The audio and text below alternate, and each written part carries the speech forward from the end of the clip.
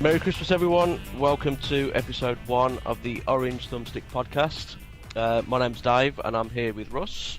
Hello. And Bobby as well. Good morning, good afternoon, good evening, and good night. So this is the first episode of our podcast. Hopefully there's going to be many more to come. On this episode we're just going to be going through the yearly highlights, the gaming highlights, what stood out, what didn't stand out. We're going to go through some gift ideas for Christmas, budget price as well later on. So the first thing is the year itself in terms of releases. How do you think it compares to other years? Do you think it's been too busy in terms of releases, or what do you guys think with everything that's gone on? I think there's been a hell of a lot more indie games coming out, and games that I would have probably looked at as indie games, but they're more like A titles rather than AAA. But there's been, Jesus, it's been like at times it's been like 4 games a week of just the indie stuff. Yeah. And then obviously we've had with big hitters coming out. They haven't held back on them either. So it's been something special this year. It really has. Yeah, I mean, I think I saw somewhere on Twitter that it's been one of the busiest years for Steam releases as well. So that obviously translates over to the Xbox. There's like a pie chart kicking about on Twitter. So yeah, it's been quite busy with releases, and I agree with you there, Bob. Indie games, it's definitely been a big barrage of them as well, which is a bit on the downside sometimes. With some of them aren't all that, but there has been some good crackers as well that have been released this year too. So yeah, I mean, I think it has been the busiest for the indie market this year, without a doubt. yeah. And quite rightly, like you said, I think it's probably been too busy to the point where there's probably been some really good little gems out there that've probably been overshadowed by some of the big guns, some of the big AAAs, some that have been overshadowed. I know, Rush, you've reviewed a couple recently that probably would have done better, probably released maybe at a different time. Yeah, there's been a few, yeah. Trying to think some of the off the top of my head. Gas Guzzlers Extreme. Gas Guzzlers. There's a bit of a downside with that because, as we know, Bob, when we spoke to the publishers at EGX, Yeah. the PC version of Gas Guzzlers has got multiplayer, and they've taken it out for the Xbox One version simply because it's not played that much on PC. But we've all been screaming out for it. I know quite a few people that have played it and have said it needs the multiplayer on there. But other than that, it's a nice little game. It has a few frame rate issues now and again, but it's a nice little game, is that, yeah. It came out at the wrong time though, because it didn't come out like round about when Forza Horizon 3 did. No, it was released after then because I believe they was waiting for that to cool down a bit. I think it was overshadowed by like Call of Duty and stuff coming out. Yeah, there's that as well. Yeah. So what were your highlights for 2016? What were the games that stood out for you guys?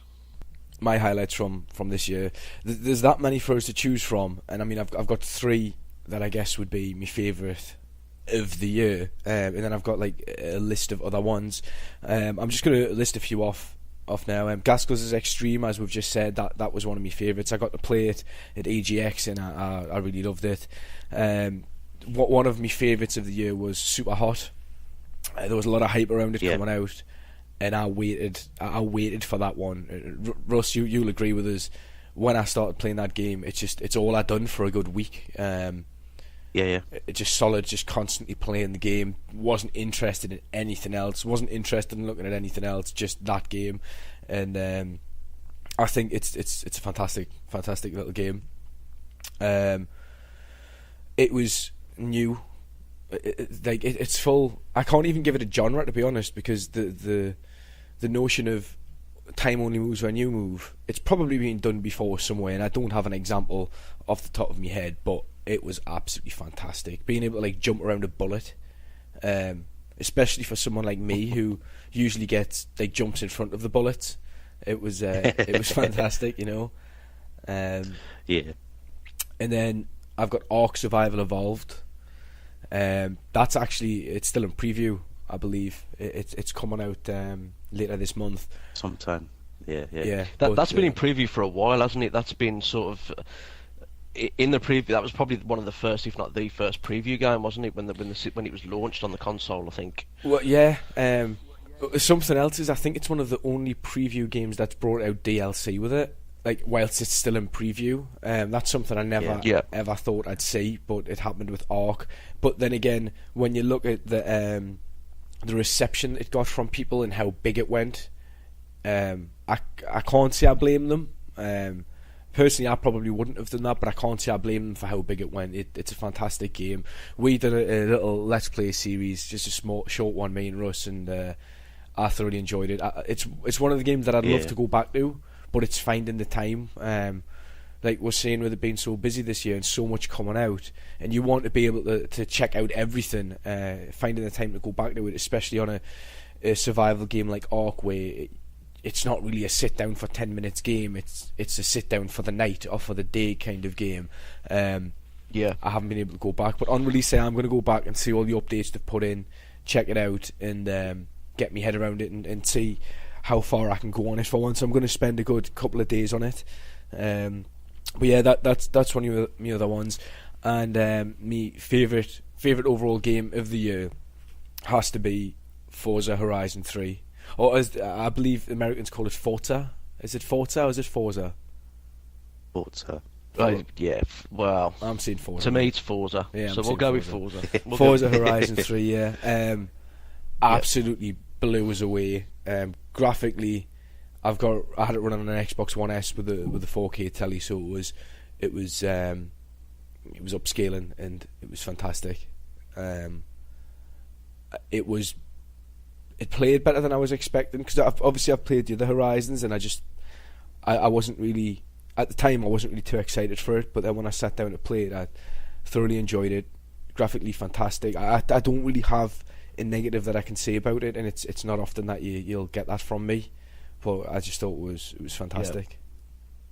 I think with Forza Horizon 3 they had, I was a huge fan of Forza Horizon 2, and I couldn't quite see how they could improve on Forza Horizon 2 really, except visually. But when Forza Horizon 3 came out, it was literally bang, there you go. The visuals were absolutely gorgeous, the game played like a dream, and the content that they gave you from day one, the amount of cars, the map to explore, and the sheer amount of challenges that you can generate on that game is just, the content in it is just phenomenal.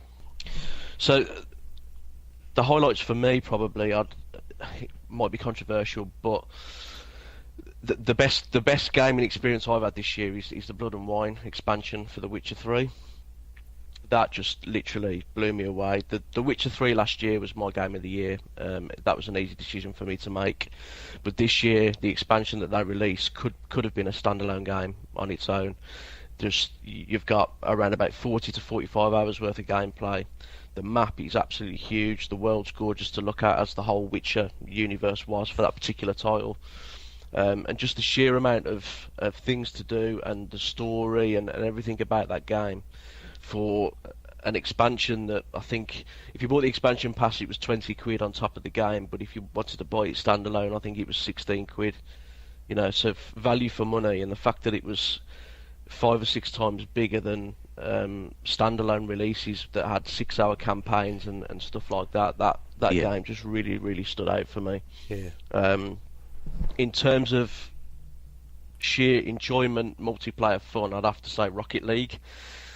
That game, I know it's been I know it's been released on other formats previously earlier on, but it came out for Xbox One early this year, and it's just great. It's just a great laugh, and again, they're always updating the game. They're always adding content. They're adding new challenges, new modes.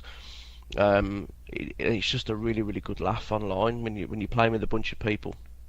It's a really, really good laugh, and obviously they've got the cross-play as well, haven't they, with PC players, I believe, now on Rocket League.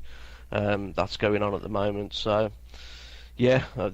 those two for me, and obviously Forza Horizon 3 is just, I'd say that was probably my top game this year, as we've said, for the sheer amount of content and scope of what the game is, and it's just gorgeous as well to look at. Alright, so for me, there's quite a few games, so I've tried to bring it down to a sizable list without taking all the time up in the world. Right, so I want to give quick honourable mentions to Dirt Rally, simply because they brought that game back to what it should have been for all those years. It was under the Gymkhana and all that sort of business. They actually brought it back to its roots, something that Colin McRae would be proud of. Awesome. Codemasters are back. Yeah, They're that's it. Dovetail Games Euro Fishing, again, a game that really surprised me. I thought it'd be quite boring, but I don't know if it's just because I'm getting old. I really enjoyed that, just sitting there on the side of a lake fishing away. And I know there's been a few issues with that they've got resolved now as well, but I really enjoyed playing that. Live Lock, which is a indie game, was really surprising. Online multiplayer, nice decent campaign to it. We really enjoyed playing that, didn't we, Bob? Yeah, that was for one the I week had or so that we managed to play that for you. But as for my main games, the Division is definitely up there. I really enjoyed playing that. There was lots to do from the beginning. I've not been back to it since, and I know there's been a massive update recently. Is it a DLC that's come out for it? Yeah, the 1.4 update came out about a month ago, I think. I jumped back into that when the 1.4 update come out, and they've just balanced it, and the end game is a lot more enjoyable and a lot more achievable to get your loot. I know there was a massive complaint before about how trying to get great loot on that game was tough, and the dark zone was punishing with obviously players cheating and everything. But the 1.4 update brings some real balance into the game in terms of the difficulty and the challenges, and it just gives you a lot more loot. And overall, it's a better game, I think. So yeah. Kudos to the developers for doing that, really. Yeah. Yes. Again, like Bob said, it's having that time to go back and play them once they get updated and stuff. But I really did enjoy the base game when it came out. So that's my first one there. Gears of War 4, obvious. I'm a big Gears fan, and I think they absolutely nailed it. Sort of ending an era with the original characters and starting a new era with the new characters. I thought it was done really well. It was almost a passing of the torch, wasn't it? It was, yeah. It was fantastic. Really enjoyed it. Proper smile on my face at the end of it. I really did enjoy it. And of course, Forza Horizon 3, again, amazing. You've covered it already, David, what you said about it. But again, I absolutely loved it. So that's my picks for my highlights of the year. And I think the thing is as well, there's a lot of other games that we probably haven't mentioned. I mean, Titanfall 2 I thought was great. Yeah. The campaign in that was just... I thought, when they announced they was doing a campaign, I thought, it's going to be a rush job. It's just going to be put in there because people had moaned about the last one. But the campaign is really well thought out, and like I said in my review, it's a worthy campaign. It's not just something that's thrown in there. It's got some real substance, and it kind of does prepare you for the multiplayer, which is as good, if not better, as what it was in the original game, which I loved as well.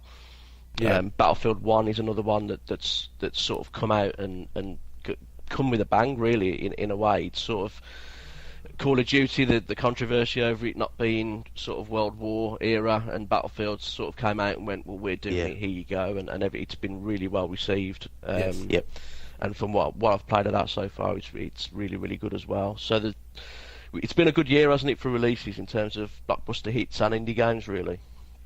Like I said earlier on, there's loads of arcade games that I've not mentioned. I want to mention, but I'd be here all day. I could run a podcast on my own talking about indie games. But there's been some good coverage. There's actually there. Sorry, Bob, you go on now. You never mentioned Farming Simulator, and I was waiting for you to say it.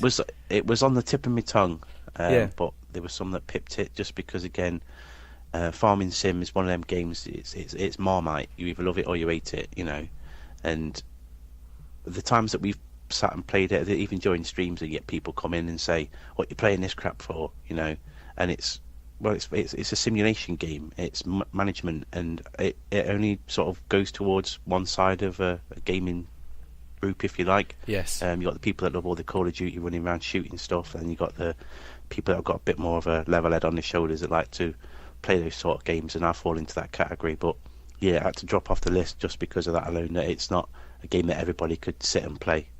Yeah. But for me, it was really good. Was Farming Sim, plus the fact it's got the mods now as well on console, and I go on every day now and check what's there. And even this morning when I jumped on, there was some new stuff there as well. So it's nice to see that game being updated as well. Yeah, completely agree.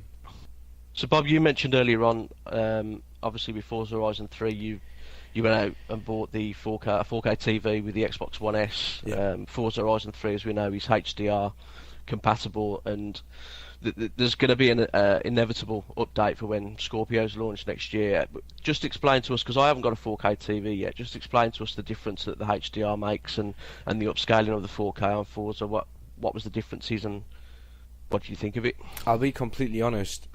I went and bought the Xbox One S, and I went and bought a 4K television the next day, and I already had a really decent TV which I'd not long bought, which it wasn't 4K, and I thought, right, there can't be that much of a difference. And then there's all this you see online of everyone going, "Oh, it's not true 4K," and Yeah. I went and got the television. I plugged it in. I was setting up the Xbox, and I was sitting just I was just chatting to Russ in a party as I was installing games and stuff, and I launched it up, and Russ was the one that says, "You'll see a difference," and I was like, "Nah, it won't be that much of a difference." And even just on the loading screen, the detail just completely, I was like, "What?" And it was one of them situations where you sit there and you think, "What have I been missing?" Do you know what I mean? Like, I should have had this ages ago. Like when they first brought out the Xbox One S, I was a little late to the party, and I was gutted that I was. I wish I'd went and bought one straight away, and went and bought a 4K television straight away, and just obviously I would have had to wait for Forza, but the quality was different, was completely different. It was like, if you remember back in the days of the 360s, and obviously certain televisions weren't up to scratch as what they are nowadays. If you go from that to like what an Xbox One runs at nowadays, your first jump, or the best way I can say is going from what they call, is it a CRT television? That's the old ones, isn't it? All the big ones. The old SCART leads. Yeah. Go from one of them to 1080p HD television, and that's what the step up is from 1080p LED or whatever it was that I had to the 4K. It is phenomenal. So the upscale of 4K that he does, then he's definitely worth, the jump. It's worth going for, even though it isn't true 4K. It is just upscaled. Yes. Until I get a Scorpio, I'm not going to sit here and say that everyone definitely needs to go out and buy one. But at the minute, if you can get one, do it. You won't regret it. The upscale is worth it. The sad thing is, that's the only game that I had to compare, because I'd played it on a normal television and then went to the 4K. Whereas Gears 4, by the time I played that, it was on my 4K television, and I didn't have anything to compare it with. So it sounds stupid, but it's just kind of, I seen the graphics on it, and that's what I expected. But if I'd played it on a different television first, I would have been able to sit down and break it down a little bit more for you. I'll probably take it for granted now that I have it. I'll just expect everything to look like that. And as soon as I go to, I don't know, a friend's house or a shop that's got an Xbox One rigged up, which isn't Xbox One S, with a 4K television, I'll be looking at it, and that's the only time that I'll be able to say, mine is, my 4K television with the Xbox One S looks a hell of a lot better.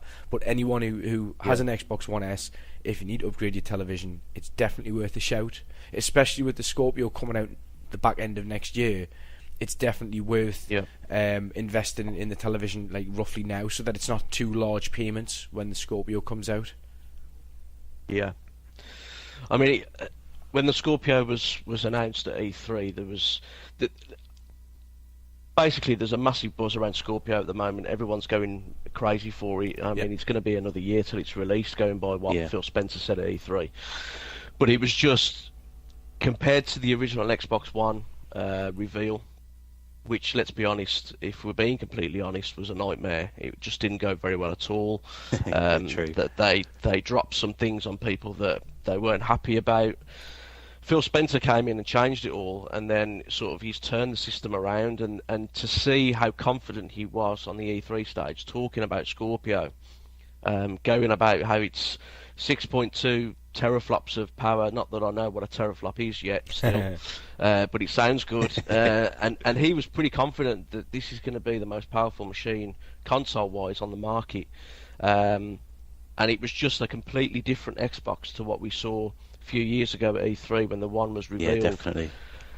And it goes to show, doesn't it, though, that it just takes the right person to be at the head of something, to listen to what the people want and deliver on that. You know, even the turnaround, like you said, from the release of the Xbox One, and now that was changed completely by the time it was released, and the changes that have happened since.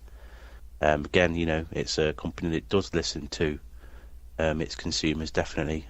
You see it on Twitter as well, people talking, and they do listen. They're actively there talking to their customers, and it's good to see. Really is. Yeah.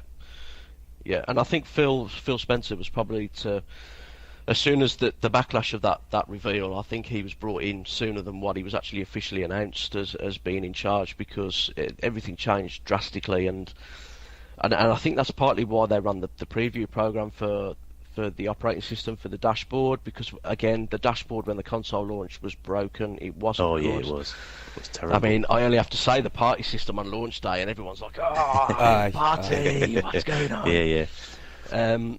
It was disastrous. So I think Phil Spencer being in charge of the Scorpio is going to be his machine now.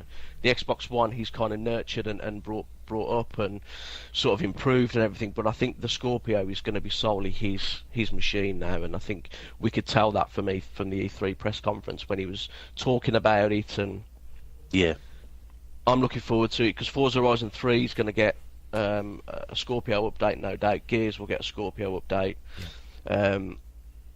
And in terms of they've got to get the price right. They've got to get the price right with the Scorpio, especially with the PS4 Pro being announced at a $350 starting price. They've got to get the price right with the Scorpio. This is the issue, though. I mean, you've got the Scorpio. It's like you said before. It's got 6 teraflops of graphical processing power. It comes with, I believe it's 8 CPU cores. And I read a statistic on a website, and I did write it down. It said something along the lines of it's expected to equip a memory bandwidth of 320 gigabytes a second. With all of that in a console, like everything that I've seen online is looking at about $800, which is probably looking more at about £650, 700 and something, like let's say 730, 750 pounds. I actually said that I think it'll probably be around the £600 marker, because if you compare it to a PC that's of similar spec, it's probably going to, well, it would be a hell of a lot more expensive than that, just for the process chip. So it's they're not going to be able to match the price of the PS Pro, the PlayStation Pro, or PlayStation 4 You've Pro, got to remember as well, though, comparing it to the equivalent on the PC market, is that the Xbox Scorpio will be able to be mass produced, so with that will bring the price down as well. Of course. Yeah. I think that the one thing they don't want to do, which they'll make a big mistake in, is overpricing. You know, we've just mentioned the E3 of the Xbox One. The pricing was the final nail in the coffin. You know, Sony were rubbing their hands together when they announced that price. They were all jumping and cheering in the background, because as soon as Xbox released that price, everyone was like, "What? Are they mad? They can't do that again." If the PS4 Pro has come out at $350, they cannot go any higher than $4, I believe. And I think they'll release two packages, possibly 3.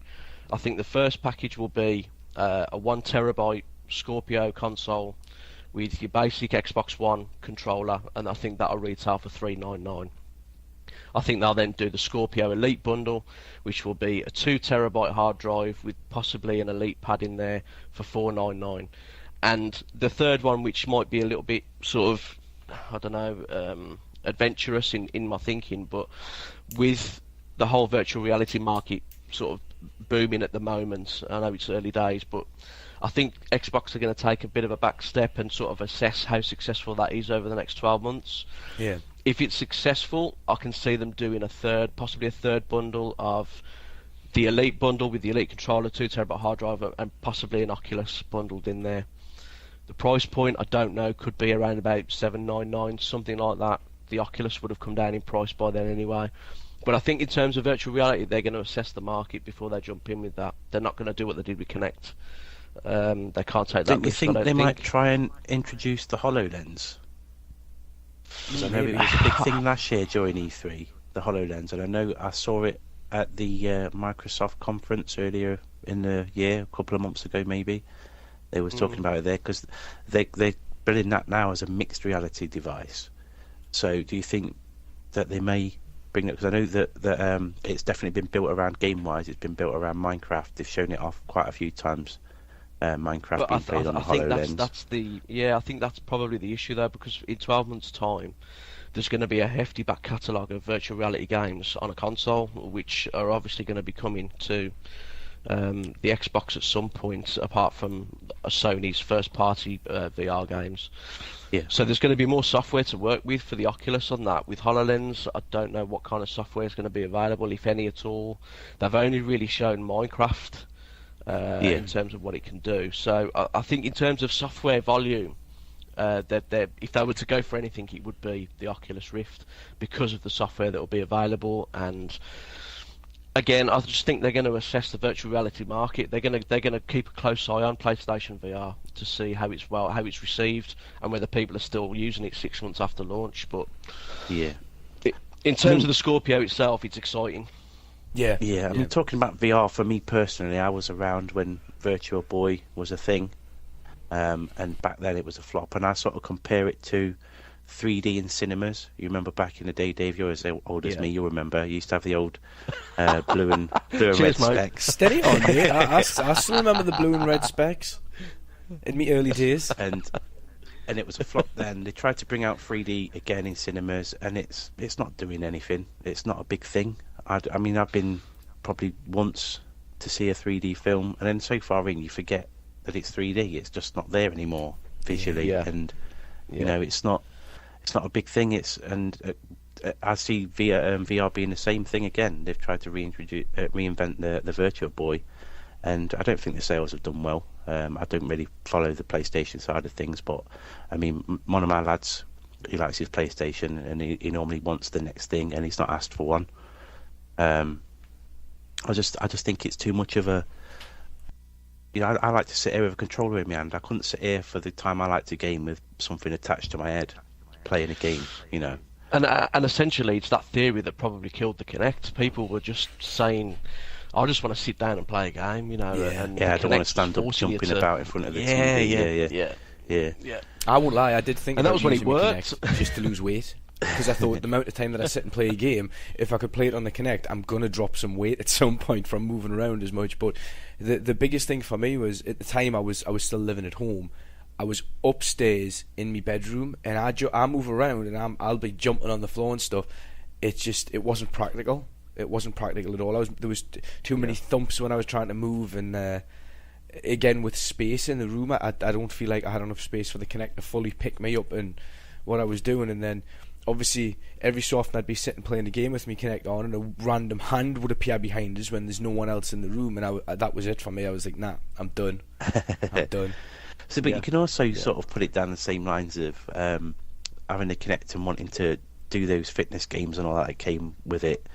The same as buying a 12-month gym membership. You go for so many weeks, then you don't bother going for the rest of the year. Is that it's the same thing? That's a dig there, isn't it? I did exactly that. I went for about 2 months and then just wrapped it in and paid for the rest of the year. Yeah, so I mean, virtual reality, I think it's early days. It's too early to tell yet. I think when the software base has increased and it's had time to settle down, because at the moment it's a gimmick, isn't it? And with Christmas coming up, it's going to be one of those, let's get the family trying it and see what reactions they make at the Resident Evil demo or whatever they're doing with it at the moment.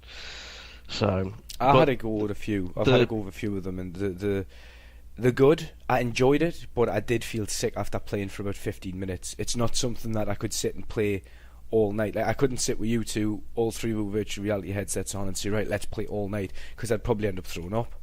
Yeah. So back to the Scorpio in terms of, you know, games and things, and we've spoken about pricing and the updates to current titles. Do you think, with Crackdown 3 being delayed, do you think that's going to be the forefront of the Scorpio's launch? Do you think they're going to push that? Yep. Yeah. 100%. Because is it not going to have like destructible buildings and stuff in it? So I think they're going to use it to demonstrate the power of the machine, if anything. If the world's going to be destructible, and if it can stay destroyed as you're playing the game. Yeah. for the obviously it needs to have that processing power to remember that building's been destroyed, this has been destroyed, and to keep it there. Like, you know, games in the past where stuff's been able to be destroyed, you go back later on and it's all back to where it was. So I think, in my opinion, they'll probably use it to demonstrate that it's got the power to be able to keep things destroyed on a game that you're playing. I really do. Yeah, completely agree. And let's not forget, we've got one of the games that has been revealed this year, which I assume it's going to be a big hit, is Red Dead Redemption 2, and that running on the Scorpio is going to be impressive. I know that they said that the demos that they've released, the screenshots and the videos and everything so far for it, they said was running on a PlayStation 4. I personally think it's the PlayStation 4 Pro it's running on. So if that's running on a standard PS4, and it's obviously going to be identical to the Xbox One version, imagine what that game will look like on the Scorpio. That's all I can say is I'm going to lock the door and I'm going to take the phone out the wall when that comes out. I'll be booking myself exactly the same for a good few days to sit and play that game. I'm going to try and put Red an Dead all-nighter on it. Redemption to me was one of the games of Xbox 360 era. I played that game for so long, even just in multiplayer, as sparse as it was, the landscape and stuff of that game, just taking over like the city and being an absolute idiot and killing everybody and being an outlaw and all that. I just loved it. Yeah, it was I absolutely loved that game to Fantastic. pieces. It was amazing. The internet went into complete meltdown, and Rockstar are the only company that could send a picture of their own logo just in red and melt the internet. Literally, it was just balmy. But yeah, that's going to be a huge hit, and I feel sorry for any developers that are going to be going up against Rockstar with that game, because they're going to be looking at that now, thinking, what is that release window? We need to get something sorted, because no one's going to want to go up against Rockstar with their release. And I don't think Activision, as big as Call of Duty is, I don't think they'd want to. I don't think EA would want to go up against it with Battlefront 2, which is going to be inevitable next year, I would have thought. So there's going to be a lot of devs and publishers sort of keeping one eye on Rockstar in terms of when Red Dead's going to release, because that game is probably going to be selling out everywhere, I would have thought. Yeah, definitely. I can't think of anything that would go up against it. Like, I can't think of anything at all. Not that shouldn't go up against it, but not that would like to. You know what I mean? Yeah. Oh, without a doubt. Unless they want to release, unless they want to release a Grand Theft Auto at the same time, so they're going up against itself. But that's about it. That is probably the only other thing that could compete with them, isn't it? The only other game to compete with Red Dead Redemption 2 would be GTA 6, or that's how big they are. The fact that they can just go, there you go, there's our game. Go up against it at your peril, kind of thing. It's like, there you go. Okay, so Christmas is coming up. We've spoken about our gaming highlights of the year and what we've enjoyed. Have you guys got any? If someone came to you tomorrow and said, right, I need an idea for somebody, I need a stocking filler, what would you suggest to them to buy this Christmas? The first one that springs to mind would be Slime Rancher. It's a little bit pricey, priced at £15.99.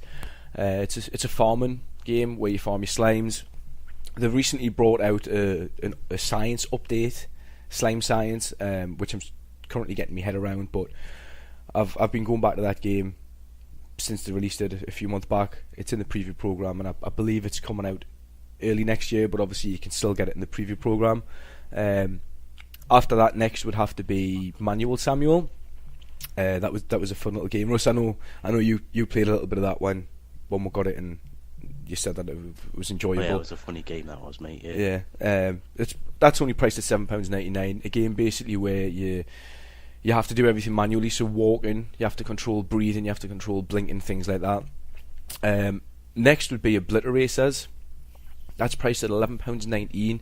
It's kind of like a top-down racing game, but the camera follows everybody as a whole rather than just yourself. So if you imagine Mario Kart but looking at everyone top down, that is, if you go out of view of the camera, you die. So it can be a rage quit game, but for the kids that'll be a great one. I really enjoyed it. I played it with a few people online. It was a hell of a lot of fun.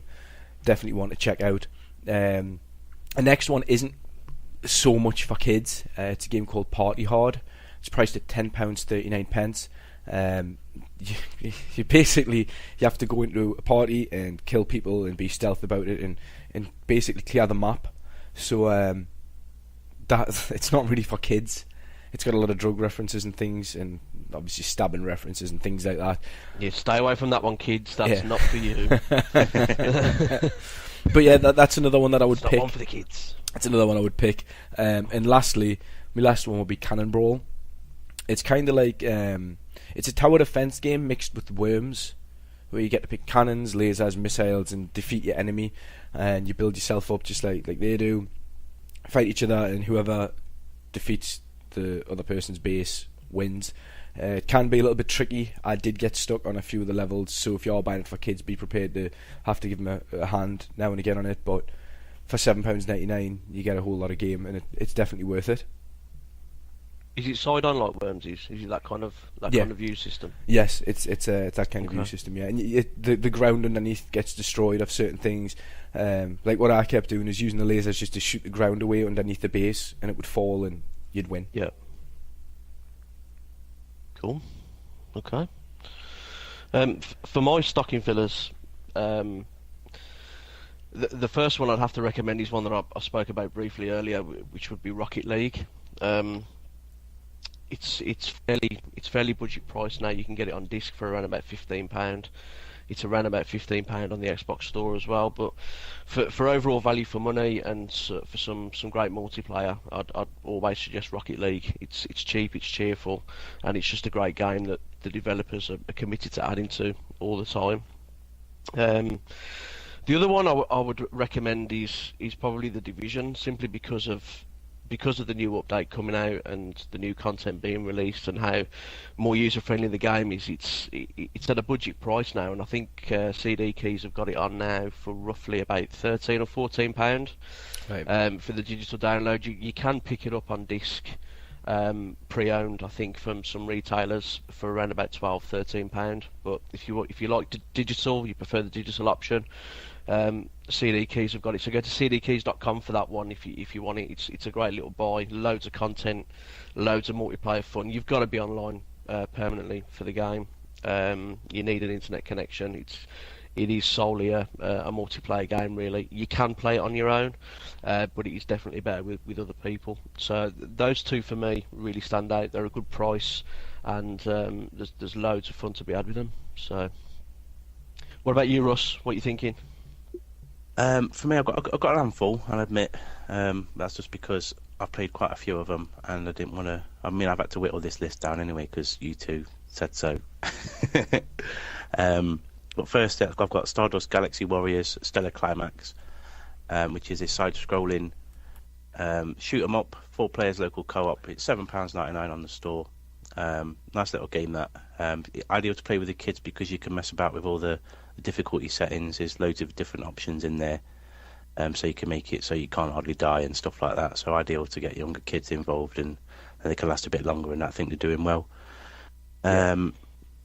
Overcooked is another one. That's £12.79 on the store. Again, it's a local co-op game. Rather right laugh without playing it with Bob and the kids. I've been meaning to pick that up actually because it's one I've liked the look of. So yeah, that sounds cool. It's good. So yeah, obviously it's cooking, and you're against the clock, and you got to sort of coordinate cooking different items like onion soup and stuff, and it just get frustrating, but in a funny way, and you can end up falling out with each other if you're that way inclined. Like, there's also a bit of DLC for it. I think it's £3-4 called The Last Morsel. And there's also one coming out this week sometime, which is a Christmas themed one, which is a free DLC, which is pretty nice. So that's that. Then there's all of the Artifacts Mundi games. So that's like Enigmatis and Enigmatis 2. They're all hidden objects games. They're all £7.99. They're all pretty much the same, like I said, hidden object. Similar in play style. They've just got different stories in that. But yeah, they score all right with us. We've reviewed quite a few of them, and they get an average about a 7.5 out of 10. So that's those. Then there's Mantis Burn Racing, which is a top-down racer, so think along the lines of Micro Machines. That is £11.99. It's a fairly new game. You play that online as well, multiplayer. Upgrade system for the vehicles. You can chop and change parts and get the cars feeling how you want them to. So that's that one. And then last but not least, there is Clouds and Sheep 2, which is a really nice game for the kids. It's about managing a flock of sheep. You get to breed them and interact with them and stuff. And the clouds as well, you can make it rain, make thunderstorms. When the sheep breed, they get a little heart come away from them, and then you have to grab that heart and combine it with a cloud to make a little fluffy lamb. So nice and cute for the kids. There's also a Christmas theme map on that as well as 4 maps to play on. So again, ideal for Christmas. So that's my list of games there. If there's any parents out there that are on a budget, don't go for Russie's list.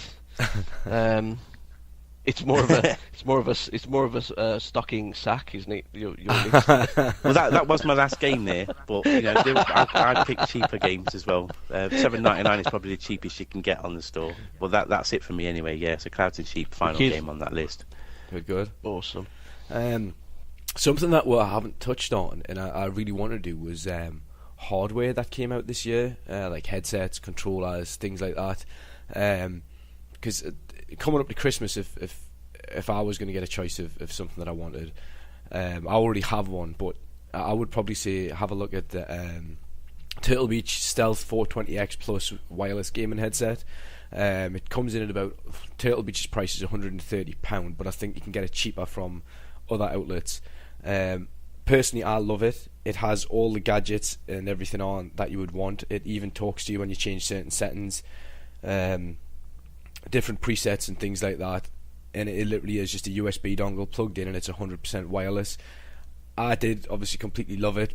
The only downside is that the frame of it is all plastic, but when you're spending that kind of money on a headset, you're going to look after it. You know, you're not going to, it's not just going to be like one of these cheap ones you get for £20 where you can kick it about. You're going to look after it. So with that in mind, I would, hardware wise, I'd probably say I'd want to look at that.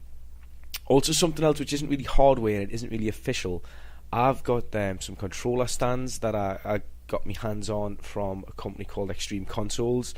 I believe he sells them for about £3.50. The little 3D printed controller stands, and he has a selection of colours. I've got about 4 of them with different controllers sitting on, and they're perfect to get yourself so you've got somewhere to put your controller, because I've lost my controller so many times where I've put them in like the little pull out bit you've got under your desk. I'll put it there, and then I'll hunt everywhere other than there looking for it. So I got myself these, put that down, and it's done the job. I know it's not like proper hardware, it's not a headset or anything like that, but for £3.50 I thought it would be worth a mention with Christmas coming up. Again, another stocking filler, wouldn't it? You know, some of the controller stands, and I mean, for me, on my list this year, to be honest, is an Elite controller.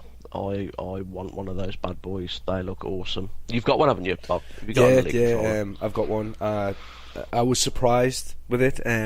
Me missus went and just bought it as a surprise and gave us it. And the thing that I was most excited about is I'd always wanted a controller that came in a case. Because I don't know why, but it just looked cool. It looked really cool. It was like, yeah, this is the dog's danglies, you know. And I got it, and I absolutely loved it. I don't really have anything negative to say about it. Unfortunately, I don't use it to its full capabilities. The triggers that it has on the back, I took off because I never used them for anything. But when I do get to sit down and go on to Call of Duty or Battlefield or something, I am going to put them back on, rig them up, and go for it. I think as well, Dave, if I'm correct, I've seen them on sale in I think it was August. I seen it, I think, for around about £80, which is about £50 less than what I paid for it. Yeah, because they came out at a 130 price point originally, didn't they? And a lot of people, there was a lot of raised eyebrows about that. But from everybody I've spoken to that's had one, have said that it's worth the price. If you know, it's a well-built controller. It's very, very. You can feel the quality in it basically, and obviously with the paddles and the customization, and you can even customize it on Xbox Live, can't you? You can button map and everything, and assign everything to what you want. Yeah, there's a little hard switch on it, left and right, so you don't just have to have it mapped and that's it. You can have two different sets of maps. It sounds daft, but on mine I've got it mapped twice, and on one of them the power button, the Xbox logo that lights up, it goes like dimmer kind of thing. It's more dull. When I've got it on a certain setting, and then it's as bright as it can be when I've got it on the setting that I use most commonly. It's just so I can tell the difference when I just quickly look down, even though I should just look at the little switch that goes left and right, you know. But yeah, it's got little things like that. I really like the black buttons. The X, Y, B, and A were just all black with grey infills, and that was fantastic to me. I loved it. I love out like that. Well, it's on my list, so I'm hoping that Father Christmas brings me one. I don't know whether he will. So. What about yourself, Russ? Have you got a long list of stuff? Actually, I'm just going to mention two headsets, both from the same company. So it's Lucid Sound, fairly new company. They've got three headsets. One of them still to be released. These two, I've had both of them to test. The LS30 is the flagship headset, if you like, for them. It's 130 quid. I believe Game stocked it at one point. I'm not sure if they still are stocking it, and I know that Argos stock it as well. So it's a wireless headset, but it's not true wireless for Xbox One. You still have to have a cable in for chat purposes, but you are able to use it Xbox One, Xbox 360, and both the PS consoles, mobile devices as well as PC. It's full aluminium framed as well, so it's really robust. On-ear controls, and the audio is just absolutely fantastic. Same for the LS20. It's a smaller model, so it's just a smaller scaled down version of the LS30. That comes in at about 80 quid. You can definitely get that one from Argos. On-ear controls again can be used PlayStation, Xbox, PC, and mobiles. And that's a wired headset. That one. They're both chargeable though, because they've got amplification settings, so you can have bass boost and all that business going on. But they can be used without the battery being charged. So if they go flat, you can just plug them in, and it'll still pick up audio and stuff. So they are cracking headsets. Again, new company, so they're not very well known at the minute, and people are still picking, as Bobby said, Turtle Beach and Tritons and all them over these. I do think these need a bit of a push, because for what they're making headset wise, at the price range they're coming in at, and the devices they can be used on, I think they're a bargain. Going like from an 80 quid headset that can only be used on the Xbox One, or an 80 quid headset that can be used on anything, and it's got an aluminium frame. I think it's a no-brainer myself. But yeah, good stuff. That's my two picks there. So in terms of releases next year, what we all looking forward to, Bob? I checked out a game at EGX, and I ended up not being able to put it down when I was there. I was actually just walking past the booth, and it caught my eye, and I'd seen it about, and it caught my eye. At the time, I did not know what the game was. I'd just seen the name about, and I sat down, and I ended up sitting talking to two of the developers. Russ got chatting to one of them whilst I was playing. It was the other 99. It was quite possibly the longest sit down that I had at EGX playing a game, and I was gutted that it was only part of the game that they had ready to show us then, because I would have quite happily sat there the rest of that day playing that game. It's kind of like if you ever remember the film Battle Royale, it's kind of like that. You chuck on an island and there's 99 other people and you've got to take them out, but there's different ways of playing it. So you can there's like a little campaign story to follow to get yourself off the island, or you just go out guns blazing. But if you follow the story mode and don't kill people, you won't like kind of level yourself up on strength and whatnot. So it's down to you. It just had me engulfed. As you can tell, it's probably the most I've talked about a game during this podcast. I'm really excited for it. That's my main one that I'm looking forward to. And then there's Halo Wars 2. I was a massive fan of the first Halo Wars game. I love real-time strategy games, and I can't wait for it. Unfortunately, I missed the beta, so I don't really have anything to say about it, because I missed the beta, but I'm really excited for it. I know they've just announced, haven't they, that if you pre-order Halo Wars 2 digitally on the store, Yep. you get the Halo Wars Yeah. 1 Definitive Edition Yep. early access, I think it Yeah, is. that's right. Yeah. So that's a pretty good package there in terms of what you're going to get. I'm thinking of going for that as well. I'm thinking of pre-ordering later this week. Why not? The one that I'm probably looking forward to is Mass Effect. To be honest, I'm going to go straight in with that one. From what I've seen of Mass Effect so far, I loved the original trilogy, although the controversial ending of 3 wasn't the greatest. The trilogy was absolutely superb, and I can't wait for this new one. It's just everything about it looks great. It looks like it's typical Mass Effect world with the interactions, dialogue choices. It's gorgeous to look at, and hopefully, fingers crossed, it can be the start of another quality trilogy. So I'm looking forward to that, and obviously, as we've spoken before, Red Dead Redemption 2 is going to be a massive, massive game next year as well. Yeah. What about you, Russ? What are you looking forward to? Definitely Red Dead, and also Ghost Recon Wildlands. I'm a sucker for those third-person Forgot about that tactical one. shooters. I absolutely love them. I remember all the Graws from before. Playing them in co-op online is just an experience to be had. Just having that, you've got to talk to each other and you've got to plan stuff. They're my types of games. They are. I absolutely love them. So yeah, Wildlands. There was a video actually a couple of months ago, and I watched it 3 times just because it was that engrossing, just to see people play the game and they're all coordinating. And yeah, Ghost Recon Wildlands for me. Wicked. That's cool. Right. All good.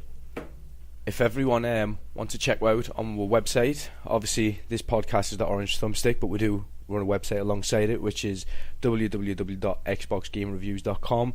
You can check out on Facebook, Twitter and YouTube. All the links are on the website. We do weekly giveaways.